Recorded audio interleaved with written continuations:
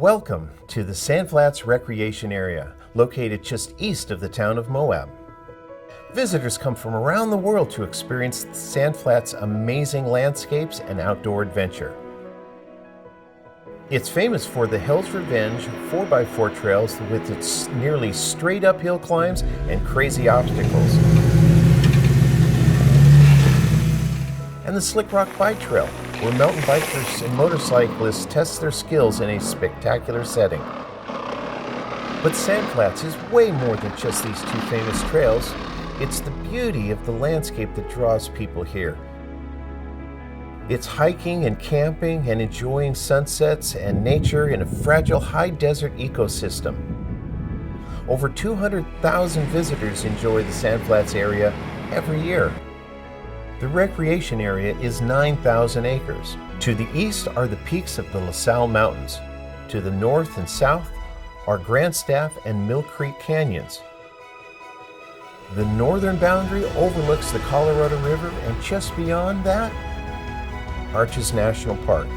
It's this setting, some of the most beautiful landscapes on earth, that we have the privilege of riding, driving, hiking, and camping. Sandflats is not a state or national park. It's a self-sustaining entity managed through a unique partnership through Grant County and the Bureau of Land Management. All day use and camping fees stay here to maintain trails, facilities, and services including campground and backcountry patrols. Our goal is to help visitors minimize their recreation impact on this beautiful landscape. First thing that stands out is that this is a multi-user recreation area. There are many different sports going on in close proximity, so it's important to be respectful of others. We have local hikers, walkers, trail runners, mountain bikers, motorcycles, UTVs, Jeeps, and even extreme rock crawlers. Some areas are packed with loud vehicles and spectators enjoying the show. But away from the crowd, you can still find places of solitude that will truly take your breath away.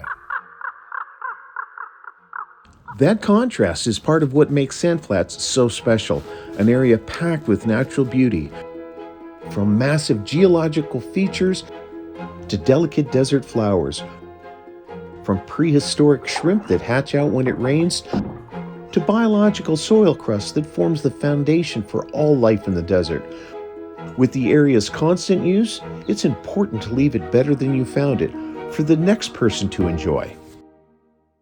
To accommodate all the action, Sandflats has some great trailhead facilities. There are well-developed parking lots and staging areas for trailers, with shade structures and picnic tables, vault toilets, trash dumpsters, and information kiosks to help you get oriented. No drinking water or food is available within the recreation area, so be prepared before you arrive. Of all the things you want to know about Sandflats, safety should be your first concern.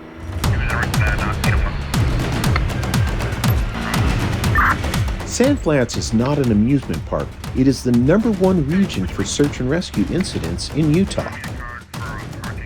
The outdoor adventure is thrilling, but it's an unforgiving landscape, and a simple mistake or mechanical failure can lead to serious injury or even death.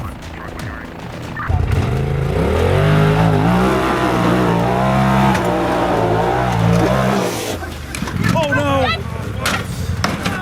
So be prepared. Play it safe. You are responsible for your own safety. Sandflats is a very unique recreation area. With blind corners and big drop-offs, it is not an area for speed. The maximum speed limit on all Sandflats trails is 15 miles per hour. Drive sober. It is illegal in Utah for any occupant of a vehicle to drink an alcoholic beverage.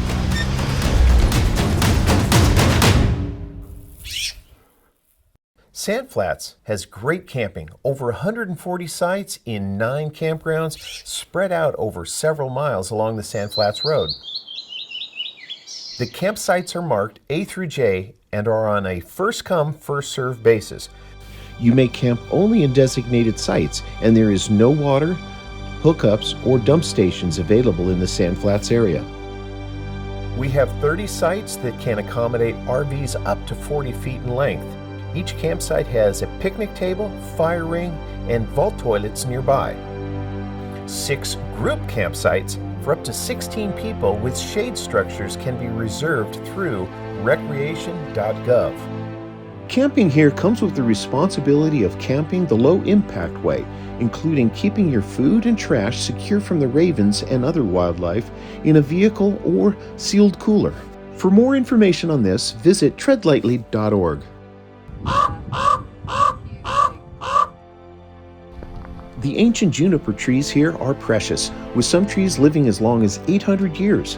They provide food and habitat for the desert creatures and play an important role in the desert's ecosystem. But unfortunately, many of these trees have been cut for firewood, damaged, and destroyed. So please don't cut, strip the bark, or hang anything from trees or plants, and don't collect wood or any organic material. Bring your own firewood and build fires only in existing fire rings. No target shooting or fireworks is permitted in the Sand Flats area. And please be respectful of fellow campers. Visitors are required to abide by all posted rules, including campsite vehicle limits. Dogs must be kept under restraint at all times, and please pick up after your dog. There is no generator use from 8 p.m. till 8 a.m. When it comes to trails, Sand Flats has a wide variety, and it is important that you know which trails you are permitted to drive your vehicle on. Slickrock Bike Trail is arguably the most famous mountain bike trail in the entire world. Originally established for motorcycles in 1969, the trail has become a mecca for mountain bikes, and today is open to motorcycles, mountain bikes, and e-bikes. This is not a trail for inexperienced riders. Dashed white lines mark the 10.5-mile loop across steep, challenging Navajo sandstone. For the less experienced riders, there is the 1.7-mile practice loop, still difficult, but shorter. It is important to know that four-wheeled vehicles are not allowed on the Slickrock Bike Trail. For motorized enthusiasts, the Hell's Revenge 4x4 trail is unlike any other in the world. It is a rugged 6.5-mile loop, rolling over narrow fins and steep domes. It's known for challenging obstacles like the escalator,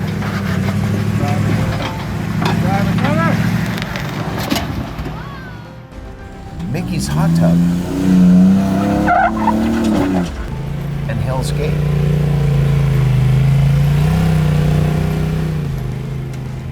There are bypasses around the toughest obstacles, but the trail does present risks throughout.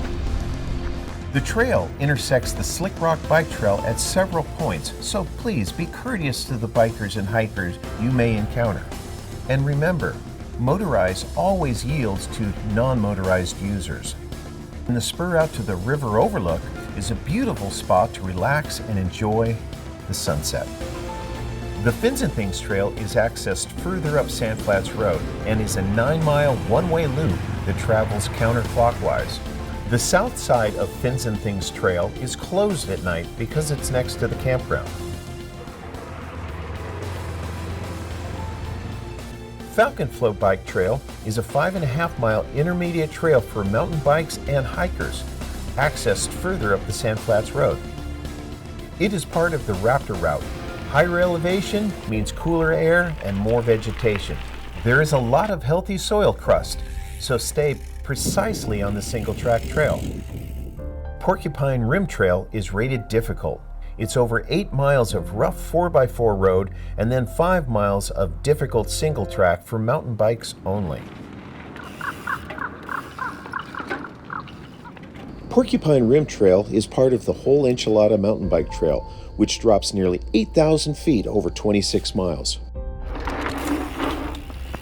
Riders of the Whole Enchilada Trail should also understand if exhaustion or emergencies arise, the Porcupine Rim Trail is their last shortcut back to Sand Flats Road. Sandflats has amazing hiking trails too.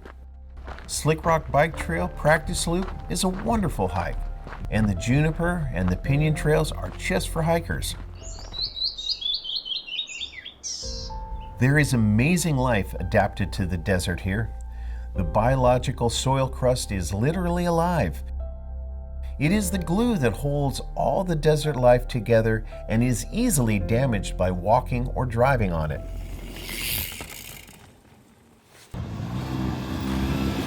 In the rock depressions or water potholes along the trail, you'll see fairy shrimp and tadpole shrimp that literally spring to life hours after a rain.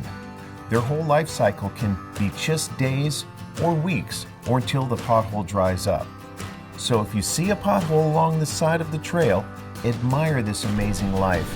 But please stay out of the potholes, even if they're dry. With all of the trail possibilities, there are some important things to know. Stay on designated trails at all times. There are no open areas for riding or driving. The desert is a beautiful but extremely fragile ecosystem. Stay precisely on the trail and stay off of the soil crust and vegetation. If you pack it in, pack it out. This includes trash, food scraps, toilet paper, and yes, even human waste. It's important to add a wag bag or toilet to go to your adventure pack and pack that stuff out because human waste does not decompose in the desert and it's illegal to leave your waste behind. There are no toilets on the trails, so go before you go. The high desert has extreme weather. Bring lots of water. It's over 100 degrees in the summer and can get well below freezing in the winter. So here is what you need to be prepared. Do your homework in advance. Know the rules and learn which trails your vehicle is allowed on. Make sure that your vehicles are in top operating condition. Respect other users and share the space. Responsible recreation keeps these trails clean, scenic, and open. Riding on public lands is a privilege, not a right. Protect this privilege for future generations by staying on the trail and reducing your impact. With so many people enjoying the area, it's important that everyone does their part to leave Sandflats better than they found it. Thank you and enjoy your adventure.